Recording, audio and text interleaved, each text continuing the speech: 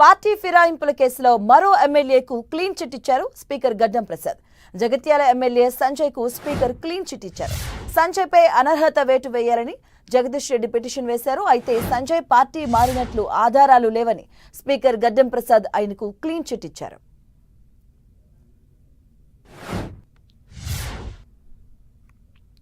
Jagtial MLA Sanjay కు clean chit ఇచ్చారు speaker గడ్డం ప్రసాద్. సంజయ్ పై అనర్హత వేటు వేయాలని జగదీష్ రెడ్డి పిటిషన్ వేశారు. బీఆర్ఎస్ సంబంధించి కూడా సంజయ్ పార్టీ మారినట్లుగా ఆధారాలు లేవని స్పీకర్ గడ్డం ప్రసాద్ మరో ఎమ్మెల్యేకు అయితే క్లీన్ చిట్ ఇవ్వడం జరిగింది. అలాగే తెలంగాణలో పార్టీ ఫిరాయింపు కేసులకు సంబంధించి కూడా విచారణ కొనసాగుతున్నాయి. ఇప్పటి వరకు కూడా 8 మందిని విచారించినటువంటి స్పీకర్ గడ్డం ప్రసాద్ 8 మంది కూడా క్లీన్ చిట్ ఇవ్వడం జరిగింది. అలాగే ఈ రోజు ఎమ్మెల్యే సంజయ్ కు సంబంధించి కూడా స్పీకర్ క్లీన్ చిట్ ఇవ్వడం జరిగింది. మరో ఎమ్మెల్యే కడియం కూడాను మరికాసేపట్లో విచారణ కొనసాగించబోతున్నారు స్పీకర్ గడ్డం ప్రసాద్. అలాగే దానం నాగేంద్రకు సంబంధించి కూడాను ఆయన కేసు విచారణకు సంబంధించి కూడా వాయిదా వేయడం జరిగింది.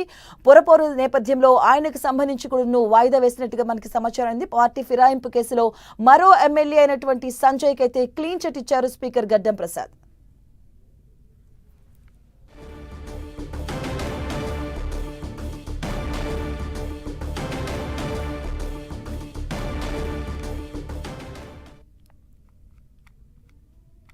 పార్టీ ఫిరాయింపుల కేసులో మరో ఎమ్మెల్యేకు క్లీన్ చిట్ ఇచ్చారు స్పీకర్ గడ్డం ప్రసాద్. జగిత్యాల ఎమ్మెల్యే సంజయ్ కు స్పీకర్ క్లీన్ చిట్ ఇవ్వడం జరిగింది. సంజయ్ పై అనర్హత వేటు వేయాలని జగదీష్ రెడ్డి పిటిషన్ వేశారు. అయితే సంజయ్ పార్టీ మారినట్లు ఆధారాలు లేవని స్పీకర్ గడ్డం ప్రసాద్ ఆయనకు క్లీన్ చిట్ ఇవ్వడం జరిగింది.